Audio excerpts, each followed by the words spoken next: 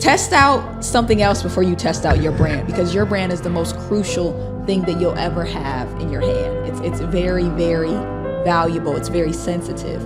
So you want to make sure that you're putting out the best for you. Welcome back to the Minority Mind Podcast. I am here with Mercedes Joyner, and today's podcast is going to be a really great episode. So make sure y'all watch this one all the way through. And this episode of the Minority Mind Podcast is sponsored by Minority Mind Network, where high achievers who value the growth in the areas of faith, finances, fitness come together to grow their businesses professionally and personally. So that's the sponsor for today's episode. And yeah, Mercedes, appreciate you being on. Hi, thank you for having me. I'm excited to be here.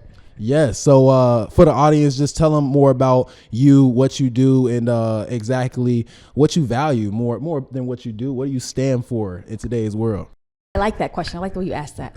I'm Mercedes Joyner. I stand for, I guess, the human experience. A lot of what I do is getting people to tell their story. You know, oftentimes we don't want to talk about our stories because there's pieces of trauma or pieces of lessons that we don't like to share. So my thing is encouraging people to have the confidence to tell their story and let that be their brand and their experience. So okay, that's very true. You know, professionally as a counselor, I have to work to get stories out of people. Oh, you know, I'm always trying to genuinely get to the bottom of like what have you been through, what is your true life story, because like you said, trauma can stop us from opening up, you know, about those tough moments. So that's amazing. So on a personal side of things, let's talk about, you know, you coming up before we get into career side, that's always very enlightening. What was growing up like for you? Like, where did you grow up? What was it like for you? And like, what are key experiences you feel helps you become who you are today? Growing up was interesting because so there are four of us, but technically two. So I have a sister and I have another sister, and then I grew up with my cousin too. So my dad raised all of us, four girls, literally like years apart. Man. So back to back to back. It was fun. It was interesting. Personal life. Oh goodness. So this is the part of this. I'm gonna do something I never really do. Okay. This is the part of the story that I don't share with people as much as I should. So when I was 8, I actually got misdiagnosed with ADHD. And I was put into special education with an IEP and all of that. It turned out that I had an overactive thyroid, which I got removed. I have a scar here that you can see. I got it removed. But that propelled my academic career of understanding, like, people are going to treat you different. You have to act different, you know, understanding confidence. So my personal life and growing up was different because it was like, you have to do things a little bit different. Like you have to understand not only advocating for yourself, but advocating for others, but then having a parent who advocated for me. So I'm a huge daddy's girl. My dad is my world. Next to my son. My son is my world, and then it's my dad. Like, I'm a huge daddy's girl. But it's because, especially being a parent now, I've seen how much work he put into me and my sisters and where we are now. And I don't think people often understand, one, the sacrifices that their parents have made, but when you become a human, a person, a parent, what that means. I would say growing up, I learned a lot of lessons early, not as in like going in through anything bad, but just, you know, wisdom from the village, from my elders, having people around me that luckily and gratefully wanted to give me the information, and I listened. So that was probably one of the biggest things, is understanding that I don't have to learn the lesson that everybody else learns. I can learn it, but I don't have to go through it. Like, I can just, as they say, take the meat and throw away the bones. Right. No, that's amazing. I want to hit on two things you talked about there. One is, you know, you being a daddy's girl, family, parents, like, as a person who works with a lot of youth and also, you know, outside a consultant, I'm always working with those young adults who come from areas that may not be as supportive to their growth as you would like. So that parent thing is such a huge part of becoming who we are today. And unfortunately, when you don't have a supportive environment, you have to go seek that. Like, I'm actively reaching out to kids who want to become better and have supportive people around them to pour into them, because like you said, you know, sometimes the sacrifices your dad made and the sacrifices that other people made for you so that you could be where you are, that's a lot of times we just stepping on, you know, platforms that our parents laid for us. Man, really. the foundation. The foundation is huge. And that's the thing, like people, they're like, because I'm 29, I'll be 30 this year. And everybody was like, when I was 22, you know, 18 working in different areas, and they were like, well, you know so much and this and that. I'm like, y'all don't understand. I wouldn't be who I am or where I am if it wasn't for my parents. Like my father put so much into me and my sisters on purpose and intentionally that it's like, you don't have a choice but to build. You have the tools, you have, you know, everything that you need to build. So what are you going to do with it? That's why I always try my best to tell younger people, like, it's not your age. Cause I've been in rooms, and I know you've been in rooms where people, once they find out how old you are, they're like, and I'm like, no, don't get it twisted. Hold on now. Like, I have the qualifications, I have the experience, I have the education, and just understanding that. No, yeah, that's huge though. You know, you have to understand that it's not about age, it's about your capability. It's about your ability to communicate, your ability to present yourself in a professional way. And a lot of times young people don't get out that high school, college kid mindset till later because they frankly just don't have a reason to. Sometimes they're not clear on their goals and how it aligns with their habits and how it aligns with the outcomes they're getting. So once you sit down and make them reflect, like, okay, you want this outcome, but what are you doing to get it? That's huge. So reflection is big. That's the part. I was in an event. It was actually Tino's event, and this lady was talking about things with her son, and I was just trying to explain to her like the importance of having your kids reflect on their own. Like, you pose a question to them and let them think about it. You have those critical thinking moments, because when we're able to reflect, we're not only able to just take our own experiences, but take what we know and kind of just decipher through it. And it means more rather than just, oh, well, you just told me this. Versus if you reflect upon it, okay, now I can actually apply what I know and how I feel and express that. A lot of times people and students and youth, they don't go for things because they simply don't know that they can. That's what it is. They don't know that we can. Because I've been in rooms where I didn't know that I could until somebody either told me that I could, or I got the gumption to be like, this is what I'm going to do. And oftentimes when you jump off the bridge, you don't know that there's a cushion at the bottom. You just jumping because you're just like, listen, things have to change. Let's talk about it, because I mean, we in America, for God's sake. I mean, it's a cushion at the bottom of most hills for everybody. We blessed to be in still the best country in the world, despite all the issues everywhere. Like, there's no good without bad, yin without yang. So understanding, like, we blessed to be where we are, to have the cushions we do. And also that you're right about the reflective piece, because if we don't reflect, we don't know.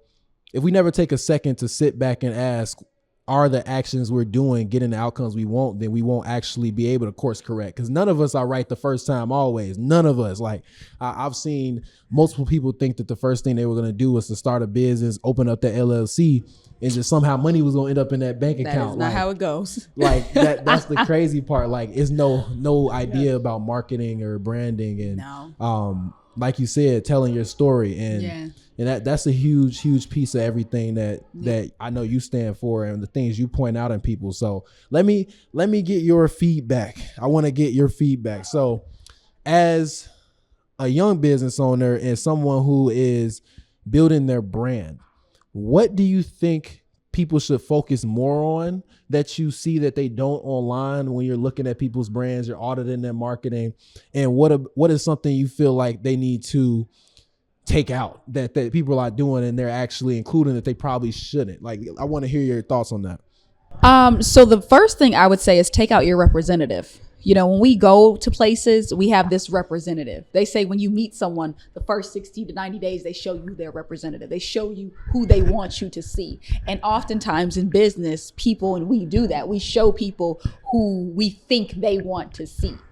Not realizing if you just be yourself and you tell your story and you use your experiences, that'll get you further than trying to give people what you think that they want, because then you don't want to end up having the wrong client or working on the wrong project and it sets you back. Versus if I would have just been me, then I attract what I am and who I need to work with.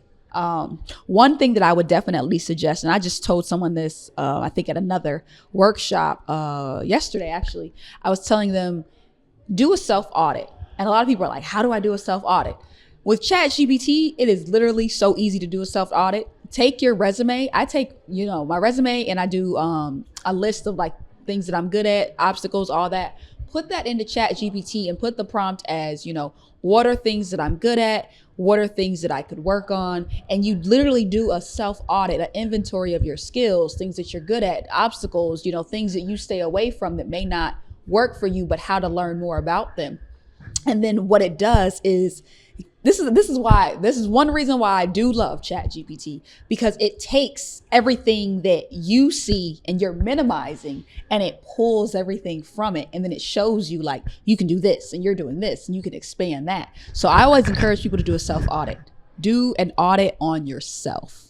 That's huge. From starting where you started at with the representative, that's huge there. And I'm gonna be honest, I have always struggled with that, my entire life, because, coming from, south side of Chicago, then moving to the suburbs and constantly being exposed to from a private school to a public school to a suburban school with people that don't look like me. And I've been in multiple environments, so I've kind of learned how to be a chameleon and adapt. So like I struggle with like fully letting the full me come out of situations. So it's something I know I got to work on. And I know there's a lot of people that feel that, not feeling like they're comfortable in their own skin to an extent and not being able to fully put themselves out there. Because when you really get into the crux of who you are, you can attract all the people that really vibe with you, as a holistic person, not just the person that you're showing them for that moment. So that's huge. In the audit, that's amazing. What type of things do you feel ChatGPT can really help people on when it comes to marketing as a whole? Because I know the personal audit is huge, but marketing as a whole, what are some simple things that people can do to not only market, let's say they're marketing their brand or products, like what are some things they can use ChatGPT for? So ChatGPT, I encourage people to use it for things as such as if you're creating content. But the thing about it is, people will go on ChatGPT and they'll type in stuff and they'll use the first thing that they get. Don't use the first thing that you get. Break down whatever it is that ChatGPT flushes out. Break that down. Ask for it to extend at least 3 to 4 times, because then it's going to begin to flush out more things and bring out more things. And then you have these micro topics that you didn't even think about. And now you're talking about how to mix concrete in certain seasons when you were just talking about Home Depot. And so it goes down to different layers. People think that marketing is a blanket, and it's not a blanket. It's actually an onion. Like, you cut it and you may cry when you first cut it, because marketing, it's not easy. It's a lot, but you have to have the correct pieces and you have to have the correct layers. And then once you start pulling back things, and that's what ChatGPT helps you do. It helps you pull back those layers to see, okay, this is the big topic that I want to talk about, but these are all the micro topics that I, can talk about. So if you're talking about, a plant, okay, you're thinking that you're just talking about a plant, but you could talk about the soil, you can talk about the leaves, you can talk about the water, you can talk about the seasons, location, you can talk about the pot, all these different things that contribute to the plant. And you just thought you were talking about the plant. Now you have 16 other things that nobody else thought to talk about that you're now touching on, and that's bringing you more of an audience because you're getting more specific. People are afraid to get specific because they don't want to lose out on their general audience. Everybody isn't your audience. You can't have everybody, and that's okay, but you have to be able to pinpoint certain people to offer those solutions to solve their problems. That's very insightful, and even on the like mental psychology side of things, because mind you, we all came from one place and now we're where we are today. So we have blind spots. Like just because I understand what LTV means in a sense of like real estate investing, someone else may need to know, what does that mean? How does it differ between loans and all these small questions that me having a conversation with someone, I may not even think that they don't know, because there was a point where I didn't know that. And the blind spots that we have mentally, forgetting that we are talking to maybe our younger self. We're talking to someone who doesn't have the prerequisite information. So if we use ChatGPT in a way to kind of point out our blind spots with our content, we can answer the questions that we don't even realize our audience has sometimes by having that mental blind spot. So that's huge. Very much so. A lot of times we have biases and people are afraid to use their biases and they don't use them, or they use them in the wrong way. But sometimes you have to figure out and this is what ChatGPT has also helped me kind of develop, is what are your biases? What are the things based on where you've grown up, on your ethnicity, who you're around, that you automatically pay attention to because, you know, it's part of the culture? Or what are the things that you don't pay attention to? Like you said, those blind spots, because it's not a part of the culture. It's not something that you're around every day. It's not something that you think about it. So ChatGPT just flushes that out. So yes, that's amazing.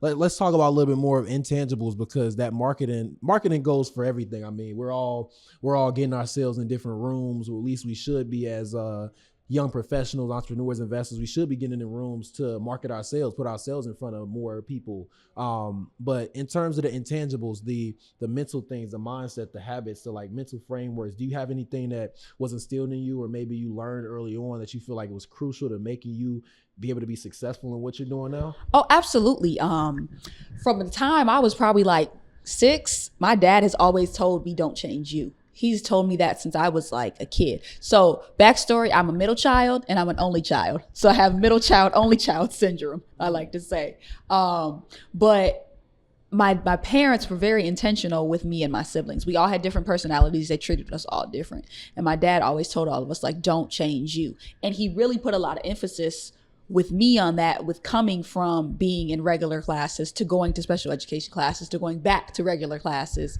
on don't change you. And as I got older, well, when I was in college, I was like, he especially put on that, like, don't change you. I was like, why are you always saying that?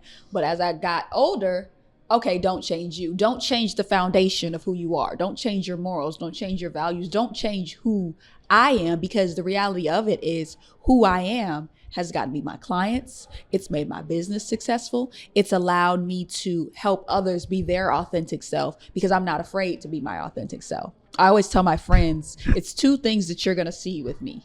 You're going to see a smile where you see all of my teeth every time, or you're going to see me with food. And so my friends know, they're like, if either one of those are going on, they're like, yeah, they know. But that's a part of me. That's a part of my brand. Because people sometimes they meet me, and I have moments where I'm quiet. It weirds people out because I'm usually never really quiet. So when I have these moments, people are like, are you okay? And I'm just like, I have to recharge.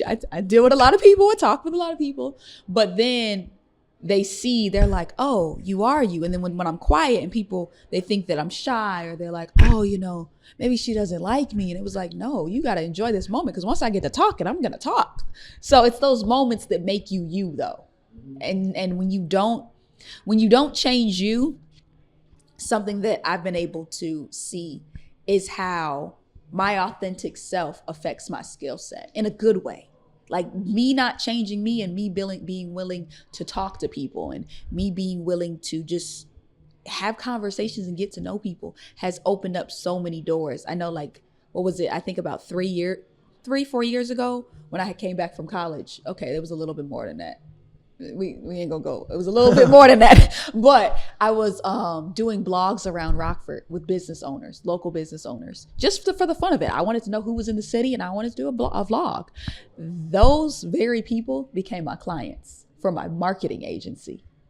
And it was like, oh, wow. But it's how you build your rapport, how you build those relationships based on you being your authentic self. So it pays off. It really does. That's amazing. You were going in person to these businesses and just asking to interview them. The people that own the businesses, asking to interview them.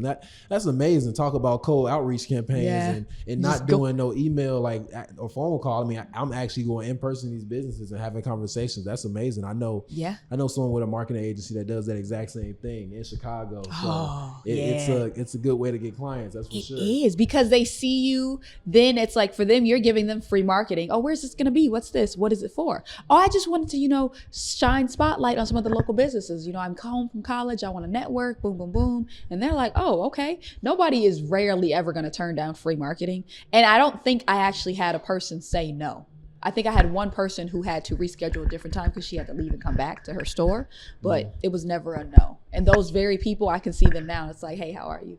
Some of them are still clients. So that's amazing. Is there any fear in that? Because I know a lot of people struggle with that. I know you really talk about being your authentic self and not shying away from, authentically representing you. But was there any fear in that? And if there was, how'd you overcome the idea of like, okay, these people might turn me down, they might be like, who is this? Why is this person trying to interview me? What helped you get over that barrier, if there was one? Yeah, there was a lot of that. I think at the time I was like, what was I? 21? I was either 19 or 21. I can't remember. I was 19 because I started it when I was an undergrad. And walking around talking to people, first off, you're walking into middle-aged to older businesses of people that don't look like you, or some that do look like you and they're still wondering why you're here. They want you to purchase something and not waste their time. Then there's the fear of rejection. It's like, okay, well, what if they are mean? And, I come from the political side with the campaign side. Well, so we used to go door knocking and people would cuss us out. I've almost gotten kidnapped door knocking. So it's like you have those type of experiences and you're like, okay, you got to be careful. But the cool thing about it is this is where you have to be comfortable with being uncomfortable and making a move, because you use your, like I like to call it, your God-given talents, like your intuition, how you feel when you walk into places. I would walk into places and I would say hi to the owner. I would walk around, greet the people, say hi, speak, and then kind of just see what it felt like. And if it didn't feel right, then I wasn't going to ask them for an interview. There were some people where I was like, no, this doesn't feel right. And if it didn't feel right, I'd walk out. Thank you for your time. Still let them know I'm going around networking, just kind of seeing the businesses that are in the area, which is cool, which is great. But if it didn't feel right, I would just leave. And there's no loss in that. There's no loss in that, because you still met someone new, you still checked out their business, and it may be good for someone else, but it just wasn't good for me in that time with that content. But there were a whole lot of other businesses where it was perfect. And that's how I made my connections. That's how we formed our relationship. That was the foundation. That's laying the foundation. So I would say for anybody that has fear or is scared of putting yourself out there or being your authentic self, it's always going to be scary. But you have to take the risk. There is no reward without a risk. Mm-hmm. That's huge. In the political background, I want to hit on that a little bit. Did that start before the marketing agency? Was that something you had experience with before the marketing agency? So yes and no. The marketing agency originally was a blog. It was a blog because I was in college, that I had went to grad school and I was about to drop out of grad school. And I was like, I need something to do to help other students know how to get through the politics in graduate school. And then I came back one summer and I actually had an opportunity to volunteer for State Representative Maurice West, his campaign. And it was one of the best experiences that I had. I mean, boots on the ground in the community, talking to people, because I'm a people's person. And I had some experiences where people weren't so nice and then they like apologize because they're like, why are you coming to my door? They just got off work, they're cussing you out. And they go from cussing you out to trying to invite you in for dinner. And it's like, what? But that came in at a really, really good time. And it showed me that it was something that I wanted to be a part of. Mm-hmm. Working with people. When I went to college for communications and public administration. So learning the law, messaging, all of that, but actually getting to apply it with real people and just base that off of how people interact it's been a part of my journey that I wouldn't change. It's a lot of work. Oh goodness. Being in the political world, especially political marketing, like when you want to talk about social media marketing with the state of Illinois, with any state, the red tape, just things that you can post or you can't post, how you have to post things, all of these intricacies that play a part of the marketing that you never would think, because each brand is different. Each, company is different. Interesting. Elaborate on that. That's something I'm not too familiar with, but what are we talking about in terms of political marketing that changes? Because I do understand, especially for advertising platforms, you have to change, you have to select that this is a political campaign. Like what is the red tape or the things different that change? Or maybe an example. Well, it's not even just the campaigns itself. Like some of the ads, definitely you have to be careful what you say, but even the way you put out a post, how you were at an event, the type of pictures that you take, the angles in which you take, the consent forms. Do you have release forms for people to be in certain pictures? That's one of the biggest things, is knowing who you're around and where you are gonna be, who's gonna be there. Sometimes having pre-authorization of this person is, able to be in this photo, especially if it has to do with children. Like that's really big with children, with, legislation, what you post, how you say things, the captions, because everybody's constituentship, like their constituents in their districts, they're different. So your target audience is different. So one day you may be talking to an 80-year-old woman, and the next day your post may be talking to a 50-year-old man. You have to make sure that your posts are targeted but not biased. You have to make sure that what you're saying is not conflicting, because with social media, and especially having social media trolls, there's etiquette. You cannot argue with your constituents. You cannot go back and forth. There's certain things that you can't delete. If you post stuff on the state side, there's legally, you can't delete certain comments unless if it's like detrimental or bullying or, just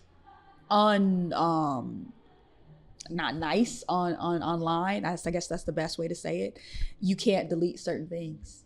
That's interesting. There's a whole thing when it comes to marketing on the political side, and I made a few mistakes. I made a few mistakes, but I learned from them, and that was like, okay, this is different.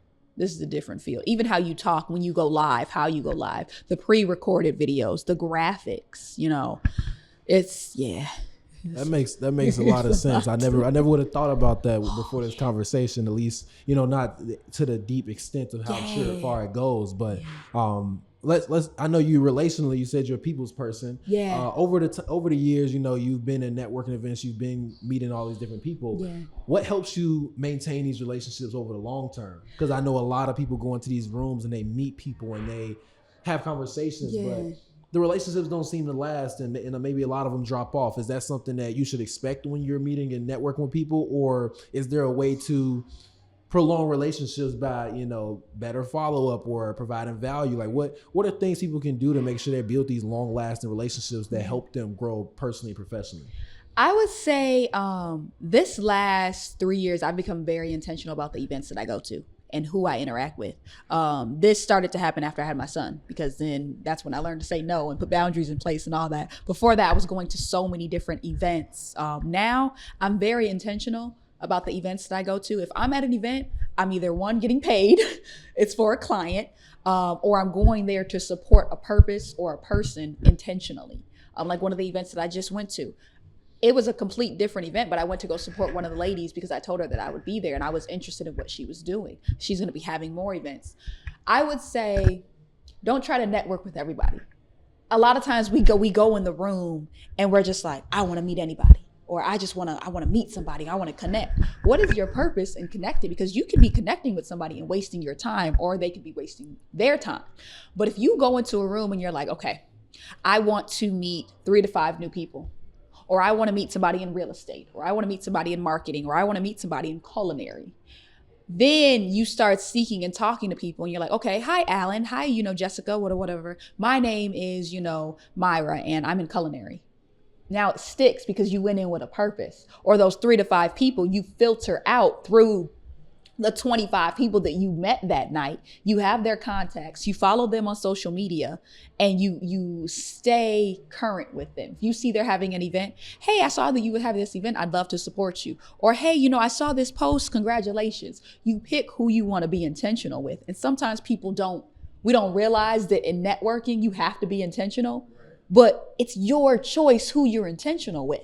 You have to pick the right connections. And then I know people will probably be like, well, how do I know if it's the right connection? You don't. Right. It's like rolling, the dice. You don't know what you're going to get, but you have to use your discernment and your skill set based on what you want to do, who you think will be your best connection, and why are you connecting with them? Because sometimes I'm connecting with people for them to support me. Sometimes I'm connecting with people to support my clients. Sometimes I'm connecting with people to support them. Like the young lady that I had met probably about 2 months ago. I connected with her to support her. I loved what she was doing, the event that she was having. I went yesterday, I had an amazing time. And then she actually just messaged me. She was like, thank you for coming. So I'm going to definitely support her events because I love her energy. I love her passion and her purpose. But that comes back to being your authentic self. When people see that, they want to support that authentically, and that allows them to be able to be themselves authentically. That makes a lot of sense, especially on the end of you don't know who you're gonna meet at these events, and it's huge with me. What I do now is how like there's direct sales, like direct campaigns, like direct to sale campaigns, marketing wise. I'm very opposite when I go into networking. I think I look at networking as an approach where I go into rooms looking to help. So whoever I'm in the room, I'm like, who can I connect you with? How can I get you more exposure? How can I do this, this, and that? Because from a perspective of life in general, I'm really long-term minded. My brain is like, if I can just connect with people who have the same interests as me, and if I can connect you with one person on the same path as you who you can grow alongside, or maybe someone ahead of you who can help you grow and pull you up to the level you want to be at, I think that just serves me in such a way that where all I have to do is just stay in contact and see I can help people every now and then. And that's the biggest thing with me going to events and me reaching out and making content, because a lot of times the world gets tired of always feeling someone wants to get something from them. So it's like, I just want to see, okay, how can I help you with this? And, you know, all I got to do is make a connection after the event and follow up with you and say, hey, I just connect you with this person. I'm gonna put you two in a group chat and you guys take it from there. And that goes a long way. People remember that. Like, people remember that small touch point you have with them. They do. And it makes a difference. When you are a connector, you become so valuable. So valuable that we need connectors in the world, because the thing about it is, like you said, putting somebody in the group chat, you don't know what that's going to lead to. And now this person has a new client, or this person has a new contract, and that all happened because of you. People remember that. And people, they you know, pay you back in different ways. They invite you to events, they introduce you to someone, whatever. It's the connections that you make are so valuable, because it's definitely who you know over what you know. While what you know is important, who you know is probably the one of the most precious things next to time. Literally, who you know, that changes your whole trajectory of whatever your path can be. So yes, just doing a transition from a lot of mindset stuff, mental things that you go through.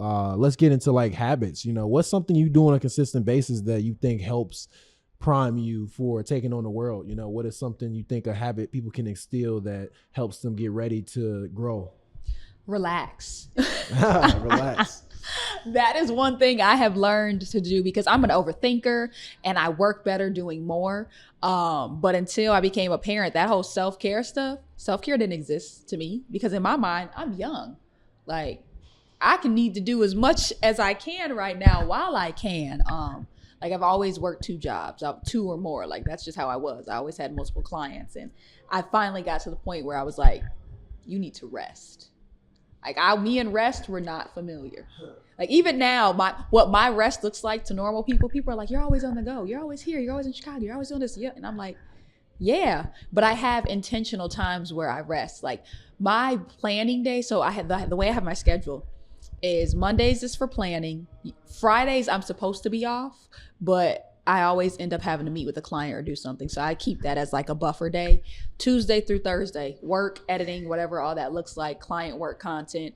And weekends is usually either events and time with family. Because I have to have it set that way, because so much goes on. But I understand, like, I can't operate on a normal schedule because the way that I work with my clients isn't normal. So one of the biggest things is learning to rest, learning to just have moments where I do nothing. I've recently, this is going to sound so bad, especially for me being a millennial, but I've recently started watching TV. I used to not watch TV at all because I was like, what's the purpose? I don't watch TV myself unless I'm with my girlfriend at all. Like, I don't see a reason for me during a week to just be watching some TV. So I know what you mean though, but it is, I'm not gonna lie, I can see how people get like become couch potatoes though, because some of these shows be fire and I'm like, man, if I was only wired different, I probably would get addicted to this, but I can't. I just know that, like, I'll forget the show existed. Then years later, another season come out. I'm like, oh, another season? This still going? See, that was one of the biggest obstacles when I was with my son's father. That was one of the things that we argued about, because he is like a TV fanatic. He can break down a show and this and that. When he's watching the show, he doesn't want to be bothered. And I'm over here like, it's background music to me. Did you see that? No, I didn't. But now, because I've taken on some of those habits, of course, after years, is now understanding like, okay, watching TV is a important component, It help you relax. It And that's definitely the help you thing. kind of break down and get into. I think yeah. the beautiful thing we have as humans is an imagination, so we can leave the world that we're in and go into something else. And you can do that through reading not a fiction book. Yeah. You know, you can do that through reading. Like you can watch TV, like you're saying, like different ways of like, okay, break. Now, there's bad ways of doing it too. Like as a counselor working with substance abuse individuals, that's their way of leaving their reality, which is why I'm like really big on harping on let's find a healthy habit, something that doesn't take you away. And knowing who you are too. Like if knowing who you are will tell you, okay, I can go ahead and watch TV, but I can't do this. Exactly. But like a lot of people, they get hooked on some of the bad things like gambling or whatever, going to a casino and staying there for, it's supposed to be 15 minutes. Now you're in there for 2 hours and you done blew tons of money. So these things are good to talk about, these habits that you instill. You have to know your habits. I told my friends the other day, we were talking, I forgot what we were talking about. And they were like, what was it? Cookies. So right now I'm obsessed with golden Oreos. I go through these phases where I get up kind of like a mini obsession with things. And my friends, they were like, really, Mercedes? I was like, yeah, it's golden Oreos right now. And I'm like, but this is why I don't do bad things, because I'm an overindulger. I was like, I know I overindulge. Like, I like take things to another level. That's why I was telling you, like, I don't drink coffee, because, listen, no. But, those habits that you have. So resting is one of them. I have a constructive village around me of people who can like feel and notice when I'm off. So checking in with them, whether it's daily, whether it's weekly. I have my aunt, I have my dad, I have certain friends where they'll be able to tell by like how I'm moving if I haven't sent a text message at the beginning of the day, or if like how I sound when I answer the phone, or just whatever it may be. Are you good? And I've learned, so this is one thing that I really encourage people to do, is be honest. We lie so much. Oh goodness, we lie so much. Are you okay? Yeah. Do you have anything going on? No. Do you need anything? No. When really, do you need anything? Yes. Are you okay? Definitely not. Like, people, we got to be honest about what we're going through. Everybody wants to act like they're not going through something. We are all going through something. And the cool thing about it is that's okay, because I have this mantra of every day that you wake up, it's another opportunity to make it happen. So my dad is always telling me, like, any day that you're above ground and God has blessed you to be alive, whatever happened can be fixed. And if it can't be fixed, move past it, because you're here. Like, you know how many people didn't get to wake up this morning? Right. And we're sitting right here because we did. So that's another opportunity to make something happen. It may not be the big goal, but it's moving towards something. So just resting, being honest with yourself, definitely doing that auditing, and having people around you who just don't tell you what you want to hear. I have a lot of people around me who don't tell me what I want to hear. They just, listen, I had one of my friends the other day, he was telling me, I was like, oh yeah, I'm gonna, go out and have some drinks with my friends, go get some food. And I was like, yeah, I'm gonna, I've been doing this bang thing, and some days it works out and some days it don't. And I was like, oh yeah, I'm gonna like have them all poofed up. And he was like, no. And I was like, you don't like my bangs? And he was like, Mercedes, no, we've been friends for years. I'm sorry, it looks ugly. And he's also a barber. And he was like, you need to have them either on the side or don't have them at all. And at first I was like, why would you say that? Like, you didn't tell me what I wanted to hear. I thought my bangs looked great. And then after, and I was talking about it, I was like, oh, he was right. And I was like, oh, you're right. So, and that's just like a little silly example. But having people around you who don't tell you what you want to hear is key, because it opens your eyes to so much that you may not have even thought about, because we don't know everything. Yeah. And like you said earlier, we have those blind spots. Mm-hmm. So yeah. I think that's huge, and I think I've been blessed with the type of parents I got, because they'll tell me. My mom, at least my mama. My mama will tell me. My dad, one of the type of people, he's more of a wise mentor, I guess you would say. He's one of those people that make you think through things. Oh, and then that's get how my you grandpa to used the to end, be. Yeah. And then it's like, you choose. We just talked about both situations, and it's like, all right, so now I gotta choose a situation. Yep. But my mom, she'll tell me. She'll let me know. My dad is. So, my dad is like that. He'll say some things. Like one day I taught my dad about women's hair, and one day I had a very bad hair day, and he was like, he started pointing it out, and I was like, who are you? He's like, I'm just saying, like, didn't you say that this isn't supposed to look like that? And well, why is your, oh, sir. okay. But it caught me because I was like, okay, you're not on point today. What are you doing? You need to fix it. Get it together. No, that's funny. So that's interesting, especially like you said, habit of rest. I mean, I think everybody can do better at that sometimes, especially high achievers, ambitious people. I work with a lot of ex-athletes. So ex-athletes are the most they're the most critical on themselves all the time. And they're like, and it's one of the things too, like you got to learn, like you put in a position where you got coaches and they telling you, oh, you got to be tough all the time. You got to do this, you got to do this, hustle, hustle, hustle. And it's like, it's okay to rest. It's okay to find something you enjoy. Like a lot of men, people down the gaming thing, but for a lot of men, gaming is that escape. Like I know a lot of dudes who get off work and they go on that game because it's like, I can relax. Like it helps me relax my brain. It's like what I said, the transport into another world for them.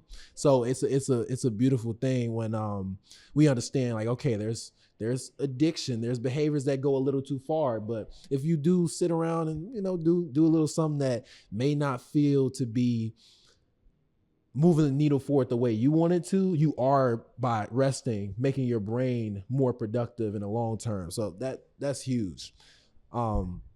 You talk about your dad a lot, which is good because it's really, it shows that he's done so much for you. But as you moved out into the world, can you talk about maybe a connection that you made that has been like extremely impactful for you? Someone that has, because I think everyone has that one person that came out of nowhere, I feel, that helped them. And for me, I think that like acknowledging those people really, really makes people realize like family is one thing, and I have a great family, but like sometimes there be somebody you didn't expect that's not even related to you that pours into you in a way that you need it. And you look back and you're like, if that person wasn't there, I don't know where I'd be. I have been blessed to have some of the coolest, dopest, most intelligent mentors since college, even since in high school. And I could give you a rundown, a list of them. Like, I have two mentors particularly. One, her name is Dr. Pinky. And then another one, her name is Rhonda. You may have met Rhonda Gray Robinson. Yeah. Oh gosh. I see her That's I see my her girl. so randomly throughout That's Rockford. my She be girl. taking care of, every time I see her, it's like, oh man. Yeah. I met Rhonda. I want to say about, I think it was 8 years ago. Maybe 7 or I don't know. Okay. Anyways, I read Rhonda through NAACP, and my former mentor at Western, I was with the president of NAACP there, and he connected me with her because they needed some social media help.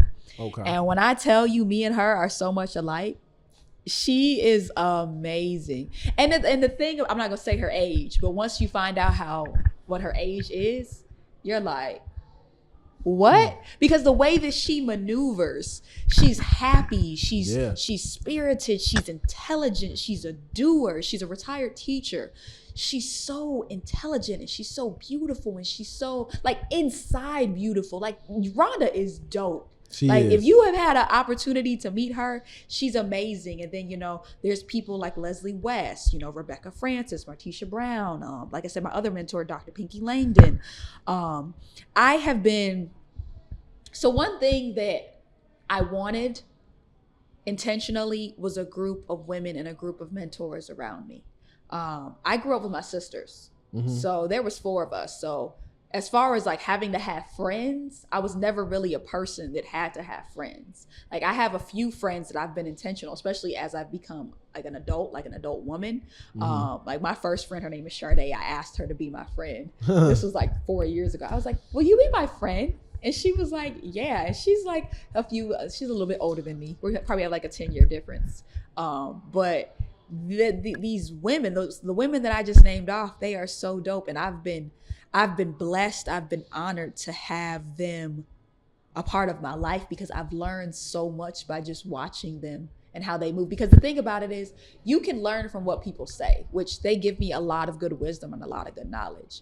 But watching what they do and how they move, whether they know that you're watching or whether that they don't, the way that these women carry themselves with just such class and excitement. It's not like, oh, I'm better than you. It's like, I'm on a mission. I'm on my purpose. That all of those women that I just named, that's what it looks like to walk in your purpose. And their mothers, their wives, their CEOs, they have multiple businesses. They work with some of the most important people in the world. Like, they do things that you would be like, how? I've seen them do things where I'm like, how? But then it's like, okay, teach me. But they've all taught me, like, you have to take care of you. No matter what it is that you do, you have to take care of you. And from each one of them, I've learned a bit on how to take better care of me, especially now that I'm a mother. That's even more important, because if I'm not taken care of, my little human isn't going to be taken care of. And the way those women carry themselves, oh gosh, a village of women. I knew it was important, but like you said, having people that are outside of family, and the crazy thing is, I even have a set of village of mentors that are men that are amazing. And some of them are my clients, and the way that they pour into themselves and the lessons that I learned from them, I'm just like, wow, like, you guys are so amazing. So that would be what I would say is that village of mentors / friends, some clients, just the relationships. The relationships have truly made a difference, because you get to see things differently through other people's lenses. You pointed out something that I wanted to talk about too on the mentor side of things. Like, a lot of the times the learning can come from what they say, but the most important thing you can do is watch. Like, the soft skills that you don't realize, like a lot of the hard skills, like learning how to run ads or like posting content and production of content, is like, you can Google that. But I'm talking about the soft skills of how the men that have helped me carry themselves is different. It's how they interact with people on a human level, how they treat people, what they value. Just the willingness to be honest, even if it may offend someone.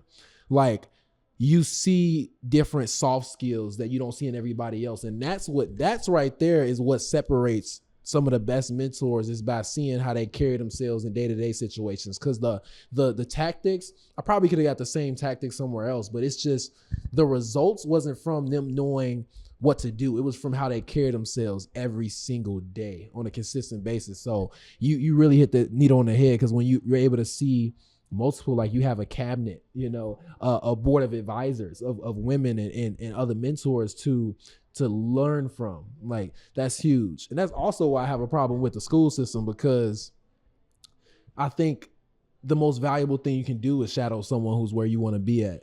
Like, and we're sitting in rooms taking tests, but the easiest way to learn what you want to do is to shadow someone who's where you want to be. Find a mentor, reach out to 10 business owners and see one of them. Like, if you can, I worked for free so I can learn some of these skills. And it wasn't even the strength that I probably couldn't have got paid to do it. It's just that, hey, I have this time available. I want to learn how to do this. He's like, okay, I'll teach you exactly how to do it. And it's a beautiful thing to realize that there are people out there that want to pour into you if you're just willing to reach out. Oh my gosh, there are. So many of my mentors, they all say the same thing. They were like, you listen. Because I was like, you just give me, like, one of my mentors, she's like so connected and really, really doing well. And she told me, I was like, you tell me so much and I appreciate it. She's like, you listen. And that's what they want. When you listen, people will give you the blueprint. They'll give you the game. I had a mentor one time teach me how to read the room. And it was crazy because she taught me how to read the room, but then I had another mentor teach me how to walk into the room. And I was like, what? It caught me off guard, from how you walk into a room, from your posture to where you go when you walk into that room, who you talk to, what you do. Do you go to the bathroom first? Do you go get a drink? Do you greet people? If there's vendors, do you walk around? And then, or if you walk, what's the first thing people do when they walk in the room? Think about what's the first thing that people do when they walk in the room. I'm trying to think. I'm thinking of what I do, but I don't really know. I'm trying to think. The first thing I'll say this. The first thing that people do when they walk into the room, if they're uncomfortable, they pull out their phone. It's a tactic that so many people use. They pull out their phone, this and this, and they wait for people to talk to them.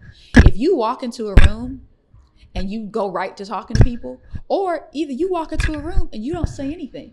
I had a mentor tell me about how he walked into a room and he didn't say anything to anybody and people started coming up to him.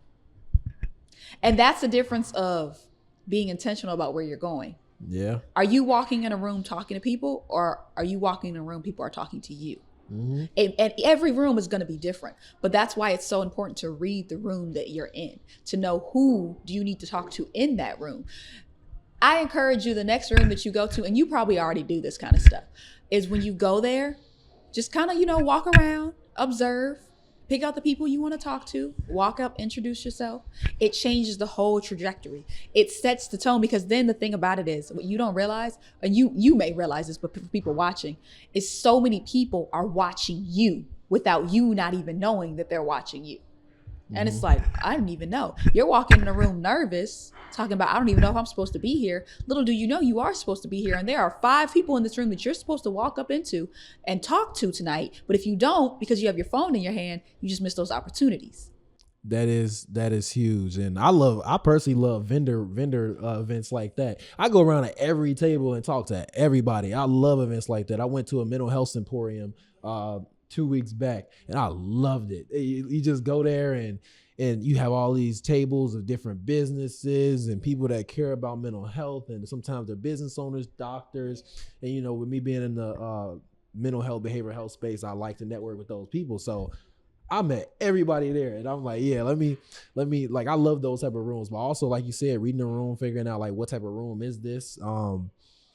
I noticed that some businessy rooms are way less, I'm going to walk up and talk to you. It's like, you got to go up and talk to them, because the business clicks are real. Like, you got to know somebody that introduce you, or you either go up there and have that conversation, introduce yourself. So them business rooms sometimes be clicky, so you have to go talk to people. Have to. And that's the thing. Like, it's funny.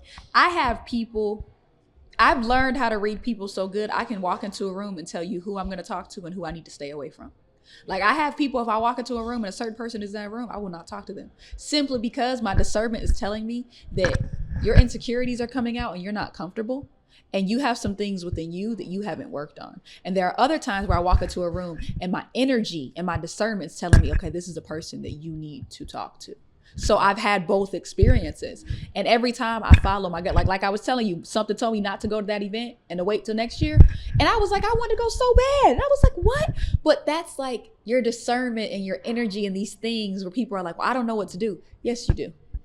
Follow you. You are not going to lead you wrong. If you just get in tune with yourself, and that's where that resting and relaxing part, being able to calm your mind, that way you can be in tune with yourself and listen to, the voice that's talking to you, that's talking to you, not in a bad way, but your inner voice and understanding. Yeah, that discernment is a huge thing. That's interesting. I think about that a lot. The going with your gut instinct, it's huge, because I like that's why I like for rest times, I like long drives. I mean, maybe that's why I drive in so many places, because I like long drives. I don't even sometimes listen to music or podcasts or nothing, like or audio book or nothing. Sometimes I just literally sit there and think, like just think through stuff, because we be moving around so much as people that want to be successful and grow professionally and personally. Like, we doing so many different things, whether it's going to visit people, making like there's always something to do, but you do have to give yourself time to sit and just breathe. Like, what is it that I need to really think about right now? Because we'll think about it for a little bit and be like, okay, I was focused thinking about it here, but like, no, really just sit back and let your brain process, because we are, at least, us psychology nerds know that, like, you have your conscious mind, which cannot process that much information. And then you have your subconscious that processes tons of information. And that's why some of the best ideas you have will just hit you. Or the best ideas you have will just come in a dream or something like that, because I've had that happen. Yes. A lot. I've had that happen. Yeah. I was telling my dad one time, I had a whole outline for a company, actually the company that I have now, coming to me in a dream. And it was so wild. And then I think the next week, a dream for the sister company to it, which I haven't put out yet, but I was like, and it was so detailed. I was like, oh my gosh. It was cool, but it was creepy. And I was like, okay. That'll happen. It happens a lot. Yeah. On the business side, you know, at this point, I'm sure everybody knows that you are marketing, content, social media marketing, branding professional. Yeah. What are some things that you feel on the professional side, someone that wants to get into that space should do? Like, what do you think that they should maybe just test on their own brand and see, like, what do you think they should do to get in the field that you're in?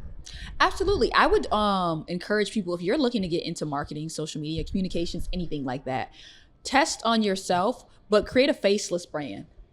Test it out. It's so cool because you can create faceless content and all type of stuff with all of the resources that we have, stocks, videos, all that, ChatGPT, and test it out. Test out who your market is. I am very sensitive when it comes to people as brands, because that's something that if you are your brand, you have to be very mindful of that. I'm always going into like crisis control and quality management control. I think that's me coming from the political world, always being ready so you don't have to get ready. And, test out something else before you test out your brand, because your brand is the most crucial thing that you'll ever have in your hand. It's very, very valuable. It's very sensitive. So you want to make sure that you're putting out the best for you. Don't go against anything that you don't agree with. Don't test your brand in bad ways. Do a faceless brand, or find someone else to work with their brand and test out different things. And then you create an archive of what will work for your brand. Like there are certain things that I do. I remember I went through a bad breakup one time and I started doing these videos, and I was just like talking to people about lessons that I had learned. And now that people expect me to do videos. And so the videos have become a hit, but it's cool because while that's like a therapeutic moment for me, because I'm like talking to myself, but I'm talking to the world, is people relate to those videos. So there are key things that are going to work for you, and there are key things that don't work for you. Like I rarely go live. So when I do go live, people are like, okay, she must be saying something or doing something. And my lives do pretty decent. Like I did a whole workshop on live and on Zoom, and it did really well because I need to test that. Yeah. Oh my gosh. I haven't done it. I want to do something. I'm planning on 2026 hosting 2 events. So one is going to be really investor heavy. And then one is going to be really like mental mindset, professional, personal development ready. So I'm going to test that on live to get like feedback. I would encourage you to do it on Zoom and live. Because for the people who don't have Facebook or don't want to go on Facebook, they can go on the Zoom. And for the people who just see you online and want to click in and click on, it works so well. It was kind of weird trying to talk into both cameras, but it was so cool because Zoom actually cut off and those people hopped on Facebook and then they hopped back on Zoom, and it was a cool experience. That's very, very interesting. Funny enough, what people don't know is that I used to grow faceless pages and sell them. So that's actually how I started. I've been doing marketing for a very long time. So I did have an agency at one point primarily focused on doctors, but I hated it because it was so boring. Working with them was so technical, and the money was not worth it for me personally. So I ended up going back to just basic marketing and startup consulting, helping them people get their entities in marketing and websites set to get the plans together. Yeah. But yes, starting on like them faceless channels, really knowing how to grow social media platforms, like, and learning, copywriting, basic copywriting and all of that stuff. I mean, sometimes the mini focus that you can do, like the many things you can do, like copywriting, it's such like an important piece of everything, like especially faceless brands, because you can do like carousels on Instagram and they have you can make them really nice and nice headline, and they swipe through, and that's like a really big virality factor on Instagram. Like those threads I used to do, the carousels I used to do would go viral. That's what I was gonna say next, creating your viral moment. People don't realize you can construct viral moments. I was just telling my dad about this the other day. I was like, because he's actually getting into content creation. I'm so happy. And like a couple of my other clients, and I was like, we have to create your viral moment. What do you want your viral moment to be? And they're like, you can create a viral moment? I was like, yeah. So actually it was cool because I did it with my cousin one time. She didn't like all the attention, and she didn't want to like do the interviews with the news and stuff. And I was like, oh man, she's a little bit more introverted. But it succeeded. And I was like, you can create a viral moment. You just have to be strategic, because once you go viral, 1, you're viral. Everybody's seeing you. 2, what are you going to do with the intention? What are you going to do with the attention? Like, what are your intentions for the attention? That's the thing. People go viral and they don't have a plan. If we're going to construct a viral moment, you need to have a plan. Is it for sales? Is it for consumers? Is it for clients? Is it it for just audience? brand growth? Like there's audience growth. Like I'm so focused on audience growth right now. When it comes to the social media side of things, a lot of the stuff I do, like money wise, is like in person, me going and doing cold outreach. But social media is like brand growth, so I can serve many people and build a lot of goodwill there. But like you said, marketing, like when it comes to attention, like you got to have a reason for it. So it's like running promos on IG is so like, I like IG promos. Funny enough, I haven't really dabbled as much with Facebook. Like Twitter, I can grow Twitter platforms, Instagram. I would say TikTok and Facebook are the two platforms that I'm less on as much. But that's interesting. So what would you go about, like talking about the viral moment? If you had somebody that wanted to get attention on their brand or business immediately, what would the steps you would tell them to take? Where to start and where to, finish at, with the most important step being the execution? So with TikTok, the cool thing is you go viral on there by going live a lot. That's how you build up your audience on there. Facebook is more entertainment and family engagement. So the big thing is understanding, one, what is your story? What is your storyline? I'm always about your experience. That's what your story is, your brand. Lay out what your story is. What is your personal mission statement? Who are you? Well, who's your target audience? What type of content do you want to create? And the type of content that you want to create, take that and break that down 5 times more, because what you think you're creating is, I don't want to say it like this, but it's basic. There's so much more that you could break it down and talk about. And if once you do that, then you start to see all these other different things. And now you have content for the whole year. I tell people, film in advance and schedule. Schedule your content and film in advance. You can do a month's worth of content in a day. Do film for like 2-3 hours, create some content for like 2 or 3 hours. Everything is content. I tell my clients, everything is content. You doing a video of you closing your door, it's content. You walking in there, it's content. You eating, drinking coffee, it's content. It's all about how you structure your content. So it's about creating that content calendar, scheduling those Instagram reels, scheduling those Facebook reels, scheduling the posts, the graphics, incorporate storytelling, incorporate polls, engagement, something where people can get excited, hashtags, all these different things that make a difference. And it's a lot of work, but if you do it in a planning spurt, so like maybe like one day a week, you sit down for 3 or 4 hours and you plan out everything. Okay, this is all the content that I'm doing for March. This is the content that I'm doing for, June. Like March is Women's History Month. June is Men's Mental Health Month. Mental Health Awareness Month is May, but June is Men's Mental Health Month. Something like that, I forgot. But if you know these things, then you know what to plan for your content. December, everybody knows, everybody's spending up money. It's Christmas. April, everybody getting their taxes back. So that's where you need to be putting out ebooks, workshops, selling things. You have to have, based on a quarterly calendar, what your things are. What are your topics? What are your content points? What are your touch points? What are your hashtags? What are you doing? What events are you going to? What events are you promoting? Break that up quarterly. I always tell my clients what I do with them. I do this is where we are. This is where you want to be. Let's create that roadmap. That roadmap looks like a yearly plan. We break it down quarterly, and then we break it down monthly. Sometimes we have to break it down weekly, and that's when they kind of start not to like me. But you have to have those checks and balances too with that strategy that you create as well. That is huge, and you did hit on a lot of important topics, especially around understanding what season or what time of year you in, because it's really important for people to understand like how planning goes into things. Like I started a brand. I ended up, one of the businesses I did was a candy company. And the only reason I was able to start that brand with barely any money was because my partner at the time, we had researched the viral TikToks that were going viral for this candy company. And all it was just candy mixes that you get from like malls, that the little candy stations, but you can order them online. And we saw that there was only 2 of those companies in the US. And we saw what post went viral for them, copied the exact format. We had a $20,000 a month product business first month.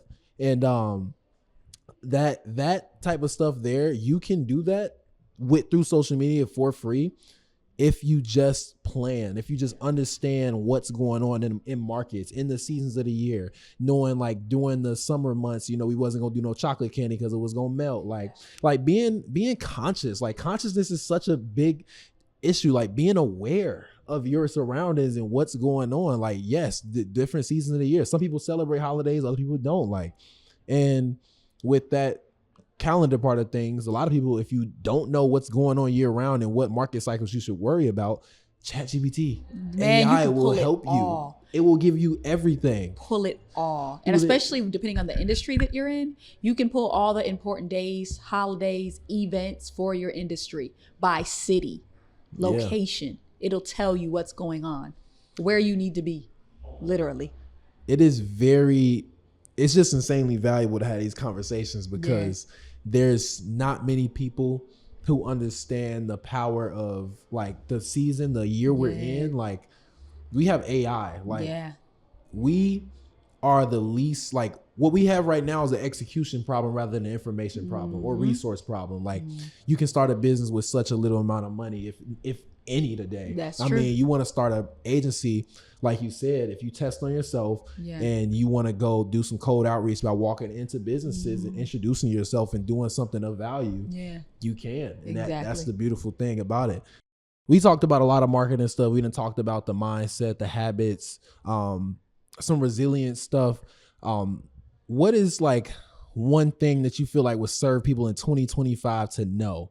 Like, what is something in 2025, this current market, that you feel people need to know to succeed? Whether this is something tangible, tactical, practical. What do you feel if you were talking to your younger self, you would tell them about today in 2025 to succeed? I would say to monetize on social media. A lot of people don't realize that they can monetize social media. You can monetize it, learn AI, learn what your skills are, and how to market yourself. Whether it's in person, whether it's online, create a brand and create what you want your story to be. Develop your narrative and then practice and be able to pitch it. Because the people that you meet are going to change your lives, and you want those people to be able to change your lives in a positive way. So the way that you can market yourself and the way that you can pitch yourself is the difference between you working at Starbucks and you running Starbucks. So that's what I would tell people, is to learn how to monetize your social media, learn AI, become comfortable with it, and just learn your narrative. Learn your narrative like the back of your hand. Like, a lot of people know me for doing social media. So I had to change my narrative, because it's like, okay, now I don't just do social media. I specialize in branding and communications. You know, a lot of people are like, oh, well, she does marketing. Okay, marketing is a part of what I do, but I specialize in branding and communications. So now when people see me, they're like, well, what do you do? I specialize in branding and communications. And they're like, oh, okay. Yes, a part of that is social media. And sometimes you have to change your narrative. You have to reintroduce yourself. But the cool thing about it is you can reinvent yourself as many times as you want, especially online. I definitely would encourage people to don't keep it cookie cutter. Everybody wants to post when it's perfect. If you wait for that perfect moment, you're going to miss it, because it does not exist. There is no perfect moment, no perfect timing. I mean, there's been some people that have benefited from doing things at a certain time, but it's not like they planned it. You can never say that, you know, at the time that Amazon started as a bookstore, that they would ever become the company that they are today, being at the top of online retail. Like, literally, it's just that they started and they grew. And they listened to who their customers were. So that's huge. I want to, you know, touch on one last thing about, you know, using your setbacks as fuel, you know, using what you've been through. Like, I want to talk about it because as a counselor, I don't always get as deep with it, but mental health is a real thing. Like, people go through tough times, and if they feel that they didn't have any support, a lot of times it turns into trauma as a broad definition. Trauma, a lot of times, is going through that tough situation with no support, while resilient people sometimes go through it with support. Despite however much support you had with you, we still, in order to get the life we want, have to overcome. Period. What was probably one of the toughest moments you've been through at this point in your life? And how did you overcome in order to continue to be here today as a mother, as a businesswoman, as someone who I'm sure has helped tons of people personally and professionally? Yes, I see it. It's very... Sorry. No, you're good. But yes, what is something that you would talk about as being one of the toughest periods for you, and how did you overcome that to be here personally and professionally for the people that you serve? Ooh, okay. Let me see. Which one? What do I want to... Okay. Very transparent question. One of the toughest things that I think up to date that I went through was postpartum. I went through postpartum twice. Talk about it. Hey, it's women. Women. I'm gonna send this specifically to a ton of girl entrepreneurs, young professionals I know. I went through postpartum twice. So, when I found out my son's father and I were having our son, we had actually broken up. And then we broke up, and then his dad died. His dad died 3 weeks before I found out I was pregnant. So funeral stuff, then I find out I was having a baby. And before this, he was super excited to be a dad. Like, we had gotten into an argument because he was like, I want to be a dad. And he was about to be 30. And I was like, well, you can just go be with somebody else and all that stuff. But then after his father passed and I found out I was having our son, while I was pregnant, my grandmother passed away. And that was like my inspiration and my motivation, my model for being a woman. Like my grandma, oh goodness, that was my girl. That was my girl. And when I had her, so the first 3 months of me being pregnant, I was depressed because I was like, I can't believe this happened. Like, I was like, obviously it happened, but I was like, oh wow, okay. So I'm a planner, and our son is one of the most unexpected things that I've ever received. He's so amazing. But then after I had him, I went through postpartum, but I went through postpartum in a weird way. I didn't want to be around anybody but my son. Like, there were even times with his dad where I was like, give me my child.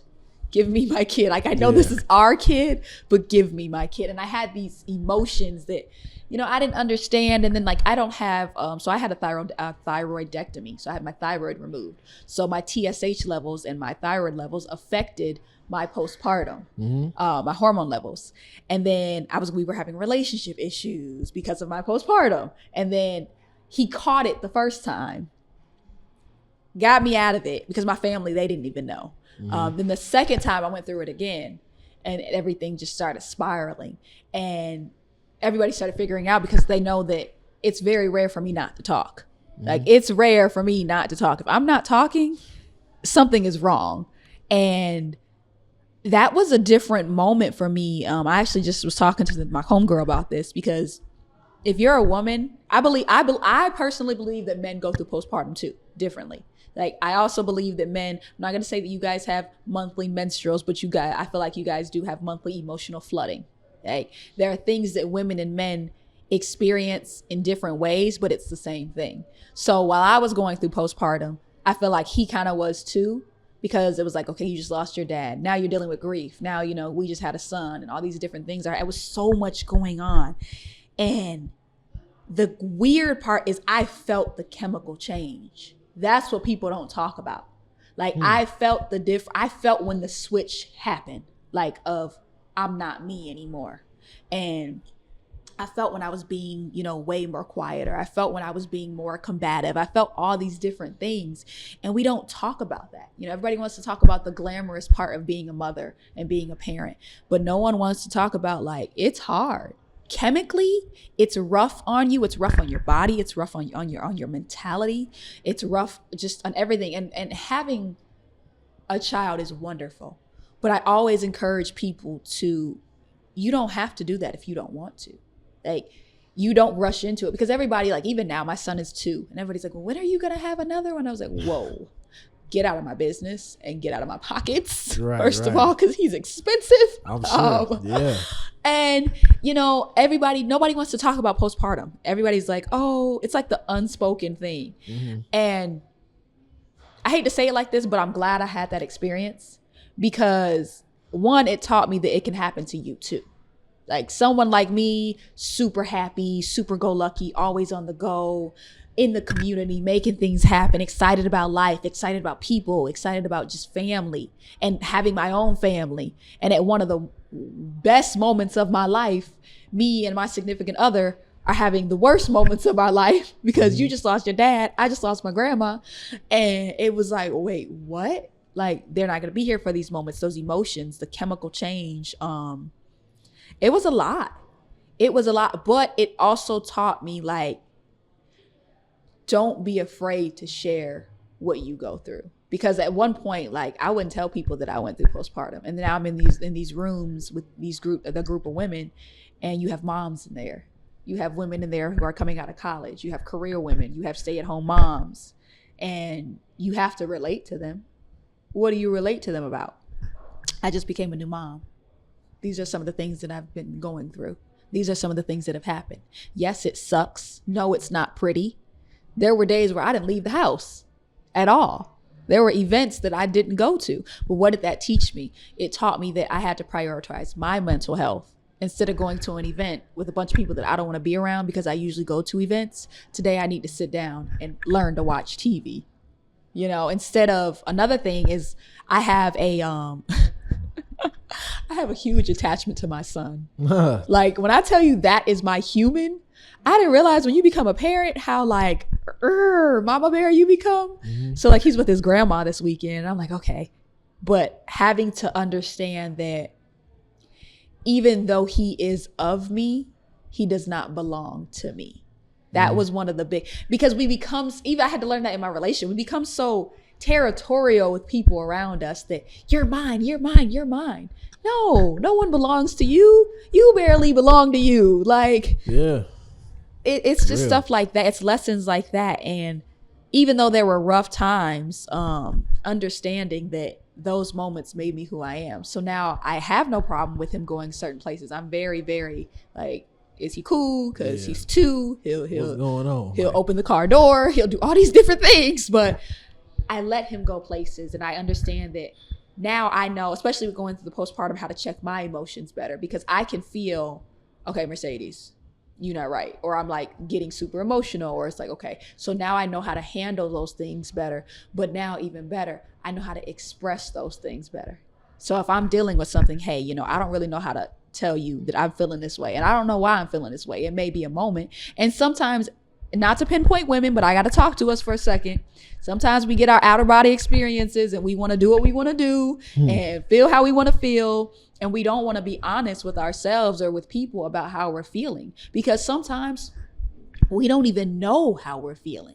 Like, when I was going through postpartum, I was having all these weird paranoid thoughts, and I didn't know where it was coming from. It made me felt like I was being crazy.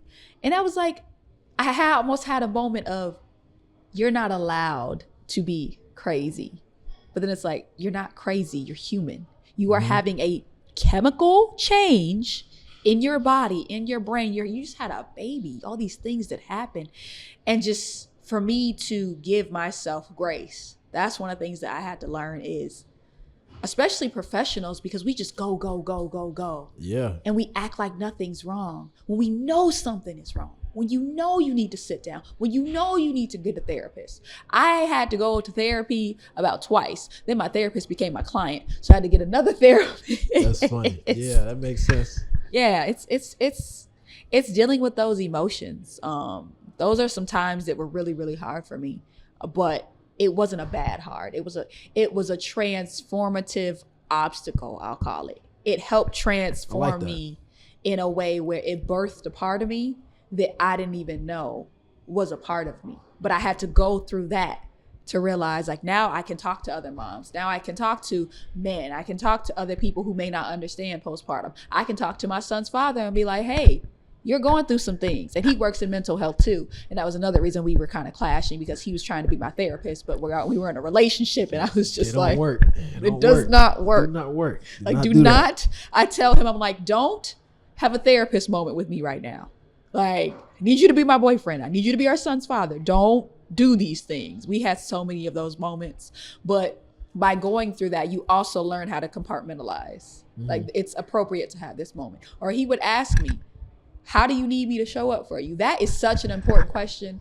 Because now, like, we co-parent now. and we have moments. He's like, what do you need? And I was just telling him the other day, I'm like, I've had to learn to retrust you and retrust myself, because I was so used to the Olivia Pope syndrome. Let me help everybody else, but I wasn't helping myself. I still ain't watched that show, but I know exactly what you're talking about. Yeah. Like, she does everything and solves everybody else's problems. But when it comes to her own, I'm not saying my life is a wreck. It's not. It's beautiful. It's a blessing. But I wasn't dealing with me in the way that I would deal with everybody else. Mm-hmm. And that's just a part of having those real conversations. Like, today, I'm not feeling the best. You know, what was it? I think Monday, I was in bed all day. I was so tired. I was so jet lagged. I was just like, no. But you have to be honest with yourself. I'm not feeling it today. I can't show up 100%. Lean in on the people that are around you. It's okay to ask for help. So. No, that's huge. Going through something like that, you explained the postpartum situation in the best way I've heard it explained from someone that I know. So that's huge. And I'm sure that, you know, going through that transformative obstacle, which I love the way you put that, made you stronger to be able to communicate better with women, and also be able to understand more about how, like, there are real situations where you can feel like something's wrong with you, and it's really just a natural progression, something you're going through that's natural, that you have to learn how to navigate, and it transforms you. Like you said, that's beautiful. I like that. You've explained it better than I've heard a lot of people explain it. And yes, I'm hoping that there are support resources and groups for postpartum women. I don't know what's out there because I've never looked at it myself, but I'm curious if that would be something that people could create or make better access and things like that. That's very interesting. I think there are. I think a big part of it is the way people talk about it. People talk about it as if it's bad, like it's natural. You're having a huge chemical change. And one thing that I had to understand is everybody makes it seem like postpartum is bad. Like, oh, postpartum depression, there's postpartum anger. There's multiple levels of postpartum. You know, there's postpartum depression, postpartum sadness, all these different things. And you go through a period where you have postpartum, but you're happy. It's all these different parts, but people don't talk about it enough. And they don't talk about it in a normalcy to that happens. You're okay. Like, my friend, she went through postpartum, and I had to explain to her, I was like, this is what's gonna happen. This is what is happening to you. And she was like, our friendship became so much closer because she was like, you get it. I was like, I get it. I was like, some days you're just stuck and you don't know why. You don't know how. You just want that baby. And that's it. Some days you may not even want to be, by the baby. Like, all these different things, but I'm like, it's normal. You have to give yourself grace, and you have to be able to talk to, you have to be able to rationalize with yourself. Postpartum is a very, dual-ended sword, because depending on how you talk to yourself, that's where that positive self-talk, if you don't have positive self-talk while you have postpartum, it'll eliminate you. And it's a dual-edged sword. You have to be able to rationalize with yourself, because it's not rational, it's chemical. It's like, yeah, you're right. It's not natural. It's literally your body hormonal just changing like all wacky. So yeah, literally wacky. That's exactly how I felt. Like, you know that Mr. Krabs meme where he was like, oh yeah, or the one where SpongeBob is like, they're like looking for the files, and they're like setting everything on fire trying to find it. Yeah, that's how you feel in your brain. That's huge, and I'm sure that people can learn about resilience through that situation. Absolutely. And being able to know that, like, you will be uncomfortable, but you can get through these situations, these new situations. Because there's known unknowns, and then there's unknown unknowns. And for a lot of women, a lot of people in general, for postpartum specifically, what you're talking about, you can know, but you don't know until you go through it. And that's a lot of situations in general as people. Like, we gotta be able to empathize, because there's a lot of things that you think you know, but like, you don't know until you go through it. I know somebody that went through it, so it's huge. But I think I have one last question for you. One last question would really be, we talked about a lot of valuable things today, but like, what is something that you want to leave people with? Like, what is something you want to leave people with that maybe we didn't talk about, and you want to double down on, so people really understand how important it is to your success, personally and professionally? I would say, don't downplay you.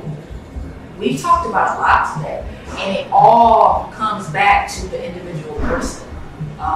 Take more of a holistic approach with yourself. And what I mean like that is like treat yourself like a human being. There are so many times where we act like we're robots and we keep going and going and going. I gotta do this and I gotta do that. Understand your limits, understand your boundaries, even with yourself. You don't have to do it all. Like that checklist, if it doesn't get done, it's okay. It's all right. It's okay to relax. It's okay.